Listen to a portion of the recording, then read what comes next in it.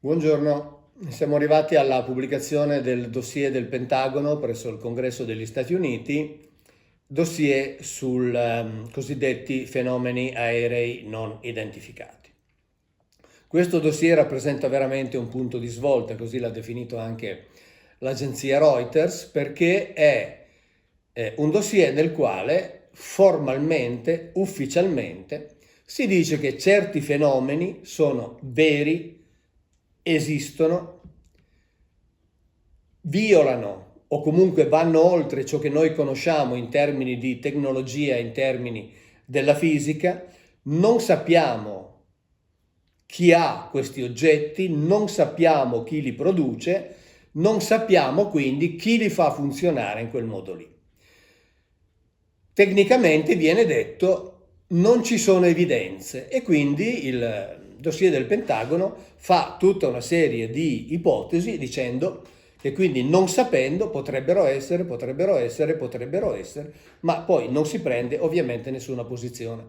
Diciamo che questo dossier ha lasciato molti anche un po' disillusi, no? Perché per esempio una cosa che viene lamentata, lo leggevo sui giornali americani proprio ieri, è il fatto che il Pentagono faccia finta che non siano esistiti i cosiddetti triangoli neri, eppure già solo di quelli ci sono 17.000 avvistamenti, no? Di oggetti bellissimi, triangolari appunto, con luci sotto, che sono stati fotografati anche vicini agli aerei militari americani, ma il Pentagono non ne parla.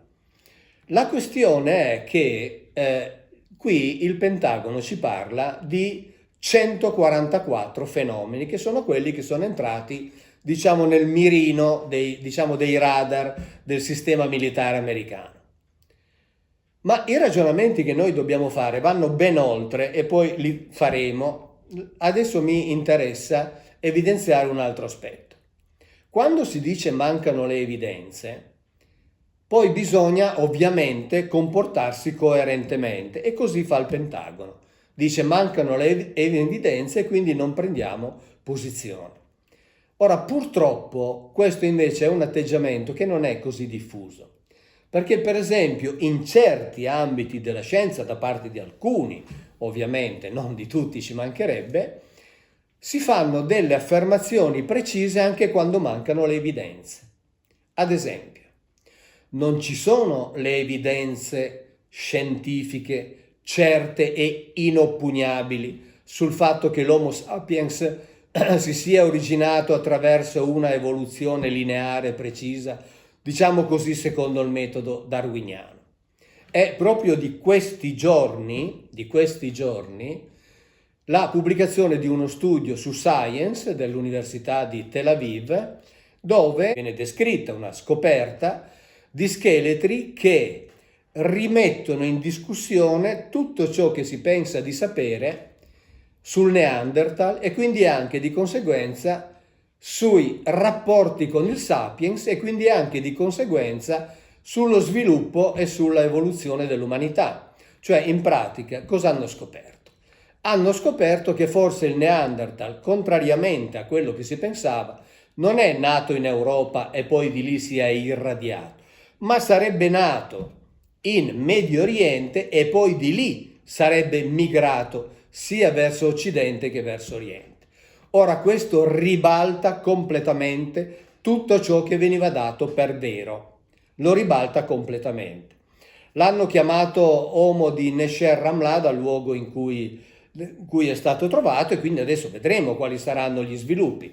Certo è che ad esempio il paleoantropologo dell'Università Sapienza, il professor Manzi, parla appunto a questo punto di una evoluzione a mosaico e già lui in un suo libro precedentemente aveva parlato delle strane combinazioni che si dovrebbero essere verificate all'interno di un piccolo gruppo per dare origine allo sviluppo dell'Homo sapiens. Insomma, quindi ci sono tutta una serie di cose che ci fanno capire che mancano le evidenze scientifiche inoppugnabili. Quindi, quando si espongono certe teorie come quelle evoluzioniste, bisognerebbe dire ipotizziamo che le cose siano andate così. Un altro ambito nel quale mancano le evidenze scientifiche inoppugnabili, per esempio, è quello della egittologia. Noi sappiamo che viene detto ripetutamente, viene fatto studiare, così è scritto nei libri anche delle scuole superiori, che la piramide di Cheope è stata costruita da Cheope e ha costituito il suo sepolcro. Bene, non ci sono evidenze scientifiche certe e inoppugnabili che le cose stiano così. Anzi, va detto che tutti gli studi condotti in modo approfondito sembrerebbero andare in altra direzione, ma non entriamo nella polemica. L'importante è dire: non esistono evidenze scientifiche certe e inoppugnabili che la piramide attribuita a Cheope sia stata costruita da lui e abbia rappresentato il suo sepolcro. Perché? Perché fare un'affermazione del genere significa essere intellettualmente onesti, ma significa soprattutto, esattamente come sta succedendo per gli UAP, dare il via a tutta una serie di altre possibili domande che forse potrebbero portare a risposte molto più soddisfacenti e molto più concrete di quelle che noi conosciamo.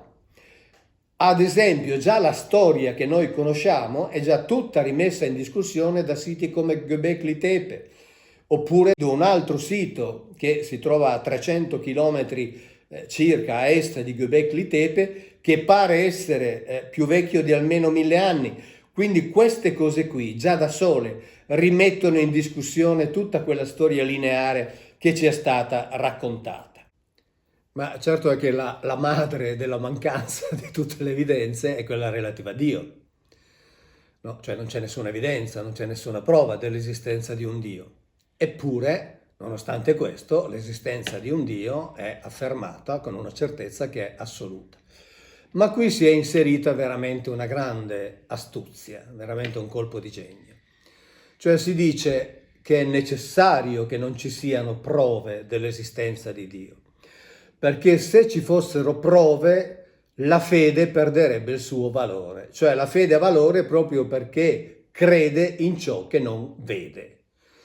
Ecco, quindi noi siamo di fronte ad una situazione nella quale si dice: noi vi diciamo una cosa, vi diciamo che questa è la verità assoluta, voi dovete credere a questa verità assoluta e il fatto che noi non siamo in grado di darvi la benché minima prova di questa verità assoluta rappresenta proprio il valore aggiunto e dà merito al fatto che voi credete alle nostre parole senza avere delle prove. Ecco, io trovo questo di una intelligenza straordinaria. L'hanno elaborato e sono 2000 anni che in questo modo riescono a far passare una verità e riescono a far passare come valore positivo l'assenza di prove. Ecco, tutto questo però viene applicato soltanto a Dio, perché ovviamente, giustamente, tutti gli altri devono provare ciò che dicono. E quindi la mancanza di evidenze deve essere sempre, come dire, motivo di cautela. E quindi la mancanza di evidenze è un toccasana, è veramente, deve essere colta come l'occasione per dare il via libera agli studi liberi, agli studi che veramente non sono condizionati da idee preconcette. Però dicevo prima che c'è un ragionamento da fare. Il Pentagono ci parla di questi 144 avvistamenti. In realtà tutti noi sappiamo che gli avvistamenti sono molto di più. E per ridurre il ragionamento ai minimi termini e per non perdersi in mille rivoli, dimentichiamo, o meglio accantoniamo, il fatto che di quei fenomeni e di quegli oggetti l'umanità ci parla da almeno 4000 anni. Ce li racconta, ce li descrive, ci diceva anche come funzionavano, li ha disegnati.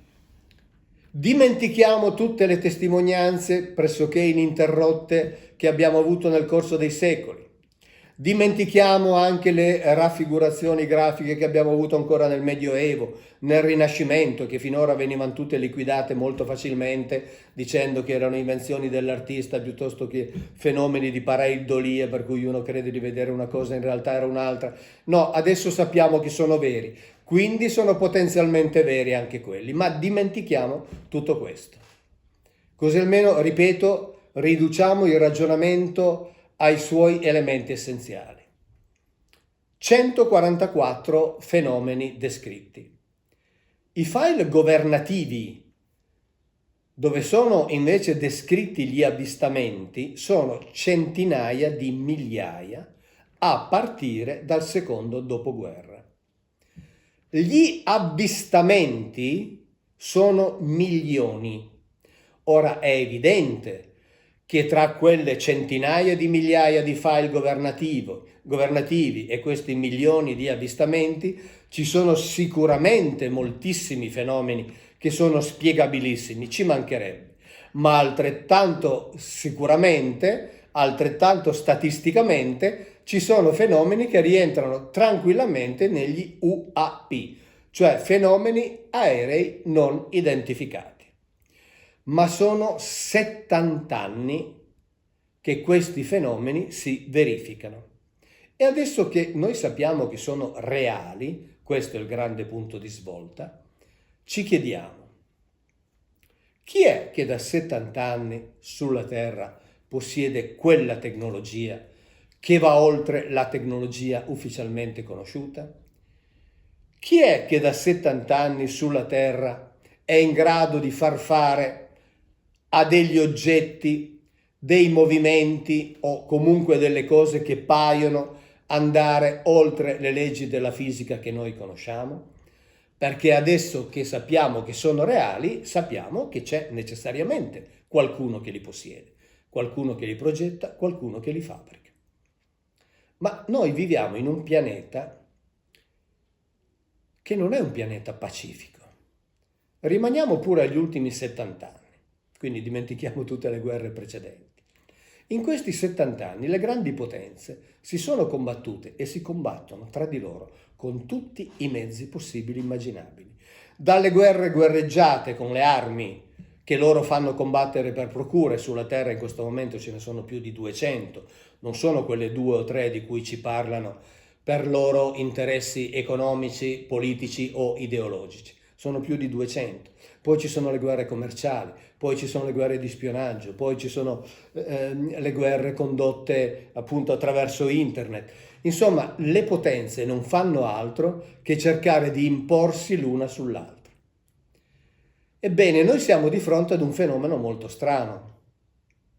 C'è una potenza, non sappiamo chi, che dispone di quei mezzi e in 70 anni non ha mai avuto la tentazione di usarli per imporsi in modo definitivo.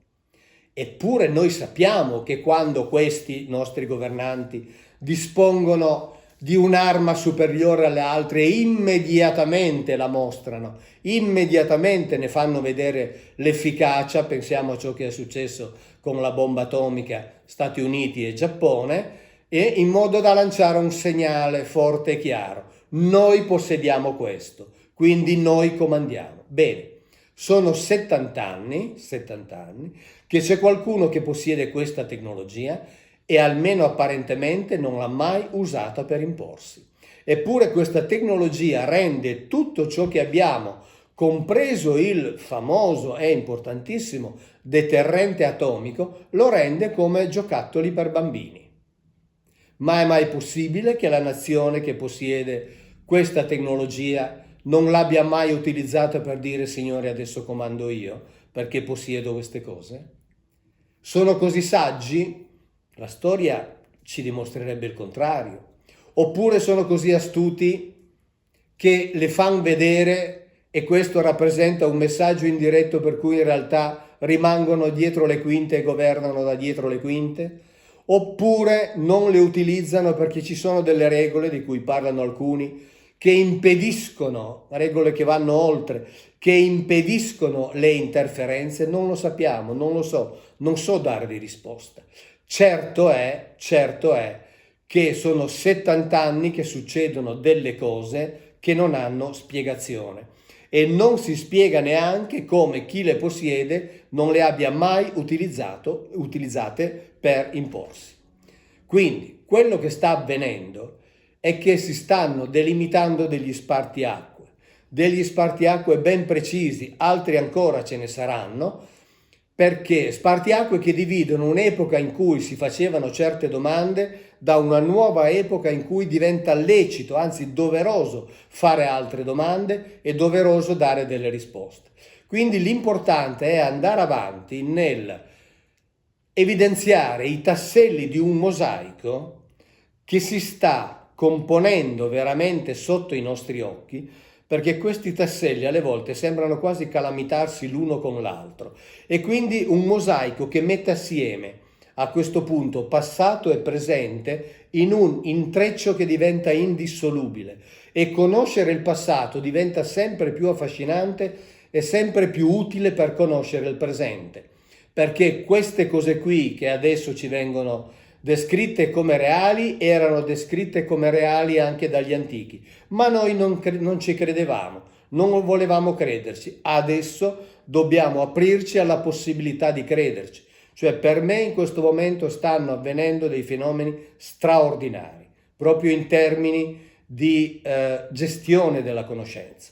E quindi è bene andare avanti, è doveroso andare avanti a cercare questi tasselli, perché questo mosaico che si sta componendo sotto i nostri occhi forse alla fine ci presenterà il disegno di quella che potrebbe essere stata la vera storia dell'umanità.